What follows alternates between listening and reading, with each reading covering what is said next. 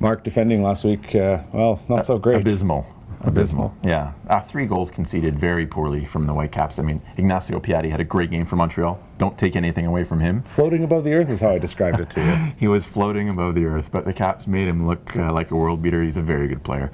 But they'll look at that film and regret all of those goals, especially the first 2, I think. But even the third, even the counterattacking goal, I think Tim Parker feels he could have done better to stop that counter. So lots to clean up at the back end, where they were very good last year. Tim Parker's probably being hard on himself, let's be honest. Piatti, that's when you strike, is a moment like that. One team's pressing, you get up like that. I think the way they counter with Oduro, though, I think he felt he could have done better to prevent what Oduro did on that play. But look, they're going to KC now.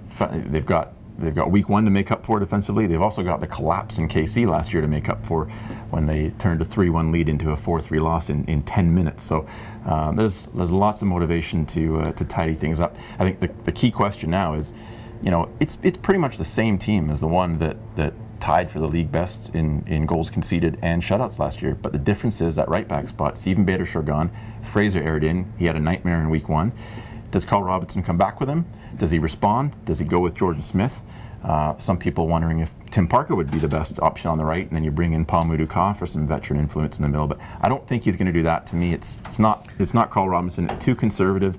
It sends the wrong message to Aird, perhaps, as well. So I think it'll be one of those 2, and he rotated them in training this week. I mean, Parker did okay right back, but I think in terms of what Aird brings to the table, I don't think there's any comparison. They want their fullbacks to attack this year. That's part of the identity that they want this team. Fraser Aird did that well in the second half. He brings that to the table. Jordan Smith also is better in the attacking half of the field than he is in the defensive half. But KC's got a lot of weapons, but they have a lot of injuries right now too. So they're a bit wounded coming into this one. But Graham Zusi, very good player. He's on the left side, so that Caps matchup with Zusi on the right is going to be a key one in this game. I'd say good news for the Whitecaps.